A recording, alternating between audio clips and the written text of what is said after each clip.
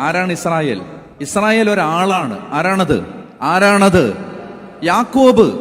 ആരംഭ അർത്ഥത്തിൽ, പ്രാഥമിക അർത്ഥത്തിൽ ഇസ്രായേൽ ഒരു ജനതയാകുന്നതിന് മുമ്പ് അതൊരാളായിരുന്നു. ജീവിതം മുഴുവൻ നീണ്ട ദുഃഖത്തിന്റെയും സങ്കടത്തിന്റെയും നിരാശയുടെയും ചതിയുടെയും വഞ്ചനയുടെയും വേട്ടയാടലിന്റെയും പലായനത്തിന്റെയും നടുവിൽ വിശ്വാസത്തോടെ പിടിച്ചു നിന്ന് അതിജീവിച്ച് ഒടുവിൽ മരിക്കുന്നതിന് തൊട്ടു മുമ്പ് 12 മക്കളെ കരം വെച്ച് അനുഗ്രഹിക്കുന്നതിന് മുമ്പ് ബൈബിൾ ഇങ്ങനെ പറയും, വടിയൂന്നി നിന്ന് തന്റെ ദൈവത്തെ ആരാധിച്ചുകൊണ്ട് യാക്കോബ് തന്റെ മക്കളെ അനുഗ്രഹിച്ചു. വടിയൂന്നി നിന്ന് നിൽക്കാൻ വയ്യ. അപ്പൊ വടിയൂന്നി നിന്ന് എന്ന് പറഞ്ഞാൽ ആ വിശ്വാസത്തിന്റെ വടിയൂന്നി അവസാന ശ്വാസം എടുക്കുന്നതിന് മുമ്പും വിശ്വാസത്തിന്റെ ഈ ദണ്ടും പിടിച്ചു നിന്ന മനുഷ്യൻ, അതാണ് യാക്കോബ്. അവൻ ഇസ്രായേലിന്റെ ദൈവത്തോട് എന്തെന്നറിയാം, ഒരു ബന്ധമുണ്ടായിരുന്നു. മൊത്തം ജീവിതത്തെയും തിരുത്തി എഴുതുന്നത് ഒരു ബന്ധമാണ്. ആരോടുള്ള ബന്ധം?